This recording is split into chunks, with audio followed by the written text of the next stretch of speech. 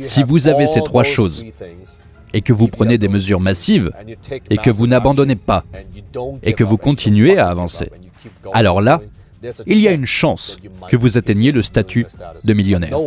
Mais n'oubliez pas, le monde est contre vous.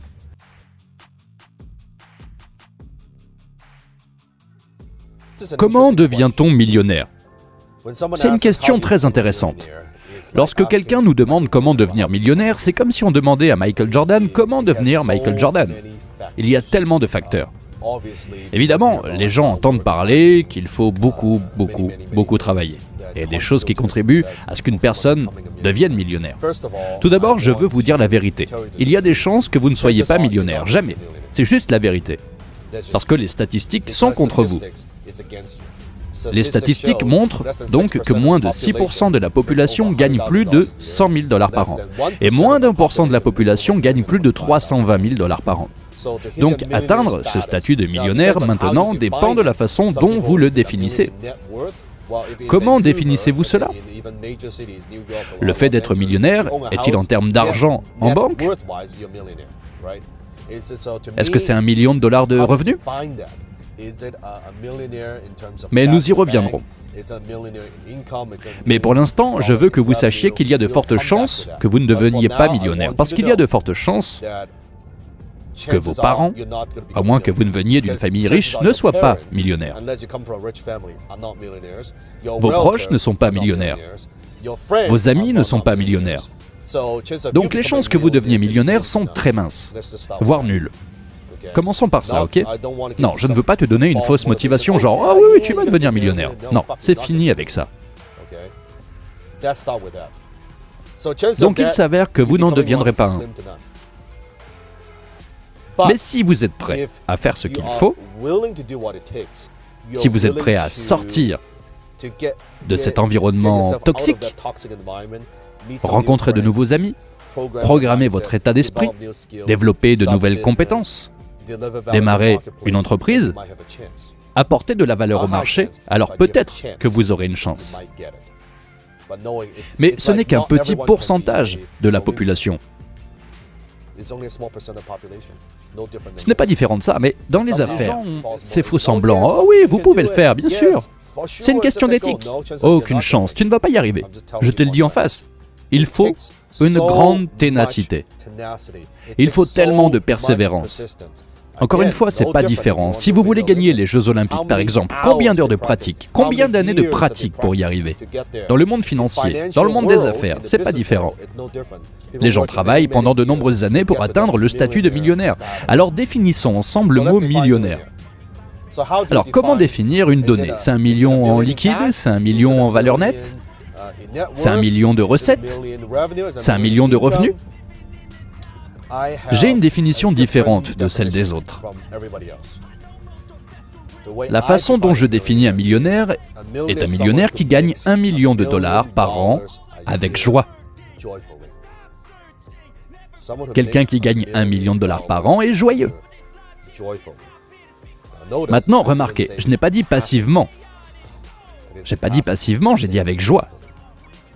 Ils apprécient ce qu'ils font, ils aiment ce qu'ils font. Ils sont bons dans ce qu'ils font, ils apportent de la valeur au marché par ce qu'ils font. Ce n'est pas la seule définition, je partage simplement avec vous ma définition. C'est quelqu'un qui fait 1 million dans la joie. Disons que c'est votre objectif. Vous voulez gagner $1 million par an avec joie.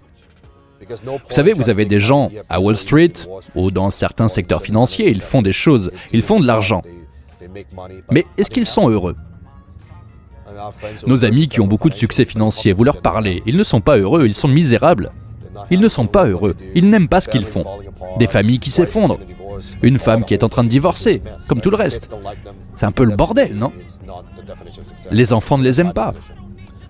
Pour moi, ce n'est pas la définition du succès, c'est donc ma définition. Donc pour faire ça, je pense que vous avez besoin de 3 choses. La première chose dont vous avez besoin, c'est l'état d'esprit du millionnaire.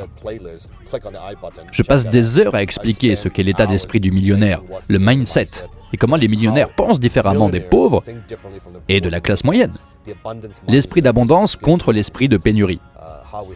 Comment nous pensons à l'événement par rapport au processus? Donc tout d'abord, tu dois penser comme un millionnaire, premièrement.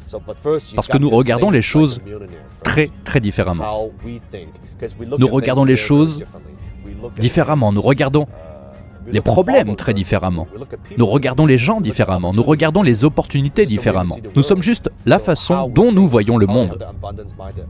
Donc comment nous pensons l'abondance, l'état d'esprit du millionnaire. La deuxième chose dont vous avez besoin, une fois que vous avez l'état d'esprit, je ne dis pas seulement de penser positivement, ce n'est pas suffisant.